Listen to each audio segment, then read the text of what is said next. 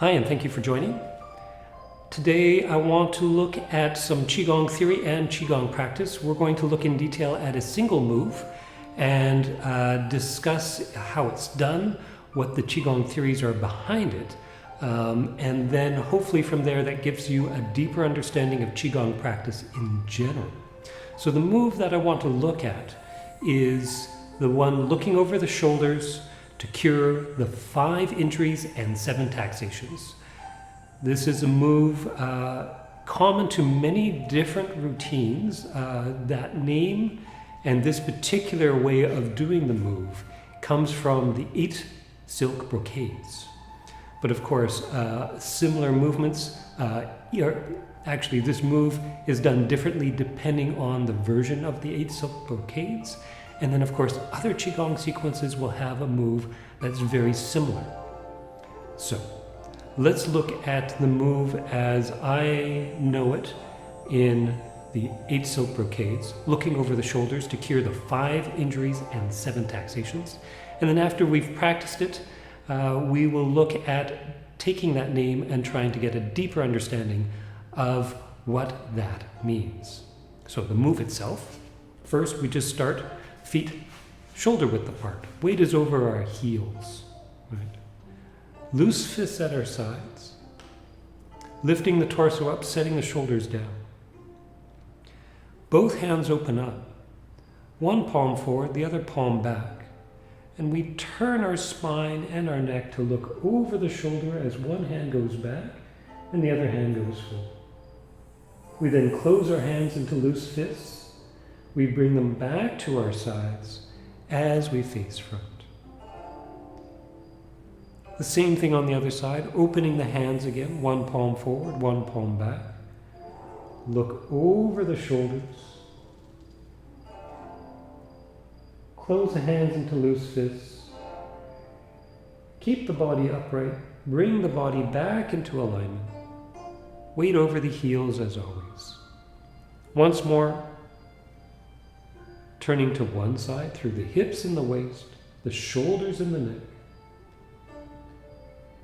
Closing the hands into loose fists, drawing the hands back, facing front. Once more, turning the other way, extending to the palms, then straightening the wrists, extend to the fingertips, then close the hands into loose fists, and draw the hands back, facing front. Good. So this is the Qigong movement, a relatively simple movement. There's some versions within 8 silk brocades or other Qigong routines, which are simply turning the head to look over the shoulders. Other versions has one palm open, one hand closed, and extending a single palm forward with the elbow going back. Still other versions has the movement one where you look over the shoulder in one direction and then through to the other, turning the body. There's even versions where you come into a cross stance, so on and so forth. And it is related to, in my mind, very similar to the the Bagua posture, which is yin-yang fish. Right. Coming back to the move that we were just looking at, the version with the hands, loose fists at our sides. First thing, in terms of things to avoid doing, corrections for common errors, one is to have our weight too far onto the balls of our feet. So too far forward, which tends to push the hips forward and have the body slant back. Instead, put the weight over the heels, hips over the heels, shoulders over the hips. Have the body upright but relaxed. Then there's this rotation that happens through the body with this move. I prefer the motion where the hips turn, as does the waist, as does the shoulders, as does the neck. You can do a version of this move where the hips stay facing front and the rotation simply happens through the spine, but I prefer the version that has a rotation in the hips, and we'll get into the reasons why in a moment.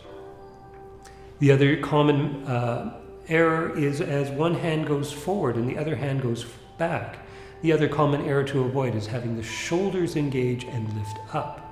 So as soon as the hand goes forward, as soon as the hand starts to extend, it's very common for the shoulder on that side to also rise up, wanting to help. Try and have the movement not go into the shoulder, but instead extend through the shoulder into the palm. Same thing with the rear hand, though because it's positioned in this position with the fingers pointing down, usually that's less of a problem. The other common error with the shoulders here is to have this rear hand, the shoulder to roll forward, and so that the shoulder is in this position as opposed to an open position. So with the shoulders, things to avoid is as the front hand goes forward, keep the front shoulder down. On the other hand, the other side, the hand that's going back, try and keep the shoulder open. So instead of having it roll forward, try and keep the shoulder set in place as you extend into both palms. And the last common mistake to avoid is as we come back, we often have the wrists get bent and or the arms swing back into position. Instead of having the arms swing back into position, especially the rear hand, is to bring the hand from this position here, back, and as if it was on a line on either side of the body. The hands travel forward and the hands travel straight back, as opposed to coming here, having the hand come through, swinging around and to our side. So from here, close the hands, keep the wrists from bending, draw the hands back to our sides.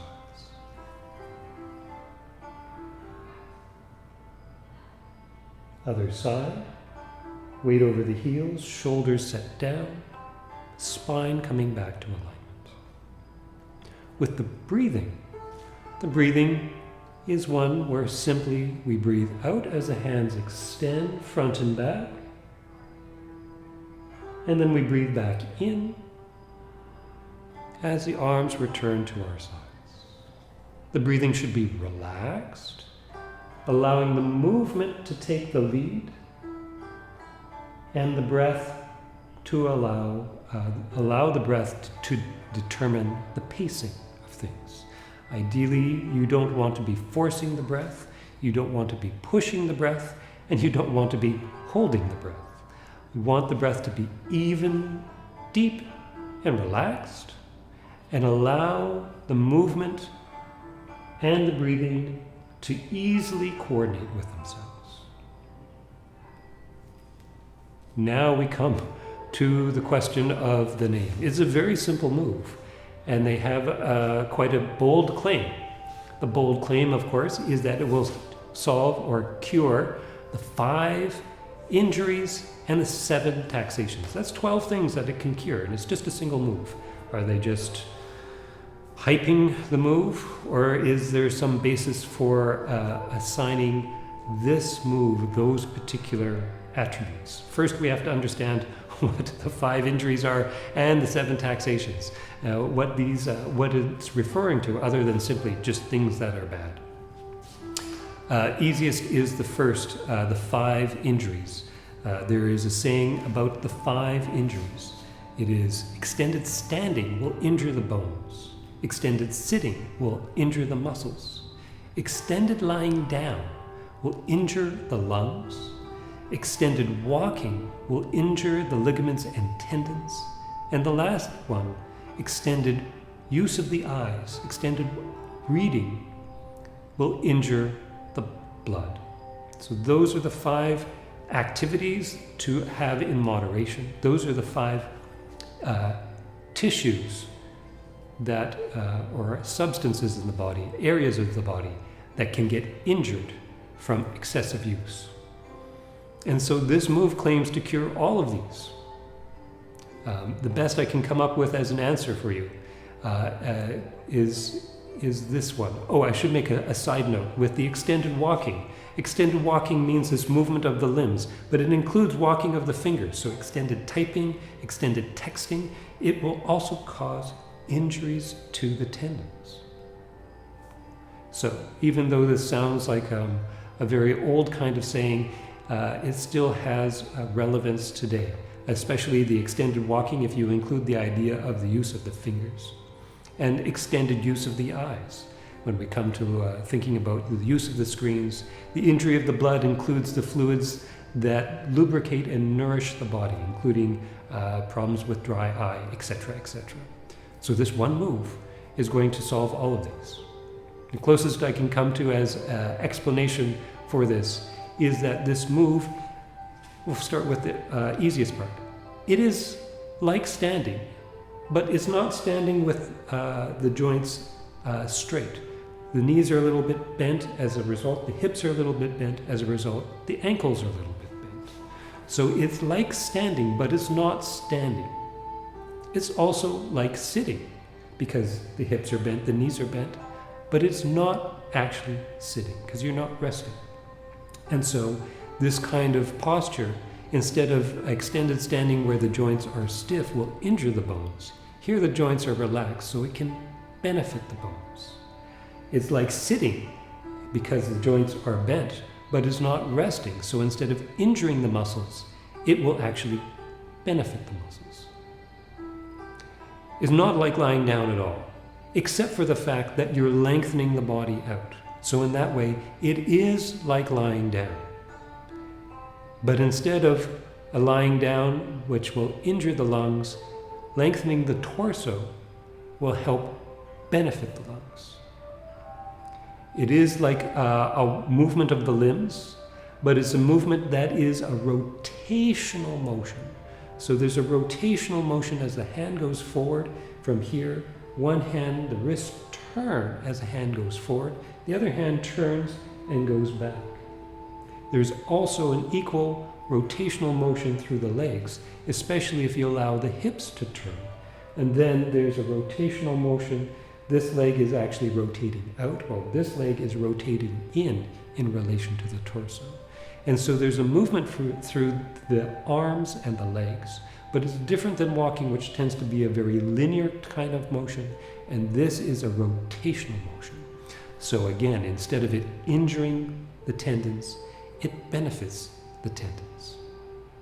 And lastly, the eyes are being used. You are looking over the shoulder, but the emphasis is on looking internally rather than externally, using the focus inwards to gauge our physical, mental, and emotional response to the movement.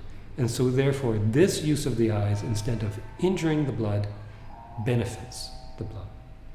And so that is my way of looking at and understanding this part of the name of the move. Looking over the shoulders to cure the 5 injuries and then the 7 taxations. 7 taxations is a whole other huge topic because it's related to all the emotional states. There is 5 classic ones. There is an additional 2 that tend to get added to clarify the 5. The challenging thing is in discussing this aspect of Chinese medicine theory is that each emotion will take just one of them. The single word of anger, because of how the language works, is actually representing a range of emotions, from feeling apathetic and depressed to feeling frustrated, angered, and enraged. And it travels this whole spectrum of emotions. Just that one facet or that one term covers this whole range, because that emotional axis is one around getting things accomplished. Either we can't get ourselves motivated to do things, or else we're too motivated and everything can't move fast enough. And so, of course, on this emotional spectrum, where we want to be is in the middle, able to easily, spontaneously respond to things without hesitation, but also being able to patiently wait for things to be the right time when things are not in place yet. And so this is just the emotional balance on one of the 7 different emotions. This move is said to claim all 7 of the emotional taxations. And by the way, when they say taxations, they're referring to the emotion when it's there for a very long time, or else when it's extremely strong, an extremely intense emotion. These are the ways that an emotion can damage us. Similar to the ideas around the injuries, though, is that in the right aspects, these things can actually help us grow if we're able to bring them into this emotional balance. And so with this move, we have physically a vertical axis through the body around which the body rotates and then comes back into alignment. Rotates to the other side. And so when we're looking inwardly, trying to find that internal focus, one of the key things we're looking for is this still point. And it's this still point physically that mirrors a same process, a similar process that happens on the emotional front, which is to find an emotional still point where the emotions can be centered and move in relation to something that is still. So it means that we can still feel anger, but the anger doesn't stay and it transforms into something else. Understanding. We can still feel sadness, but the sadness will change and doesn't stay, and we are able to always find ourselves in relation to these emotions rather than have the emotion come over and overpower us. And so this is the response or the reason for why this particular move is attributed to these 2 important aspects, the 5 injuries and the 7 taxations. So I hope this information is helpful for you. Keep learning, keep practicing, and take care.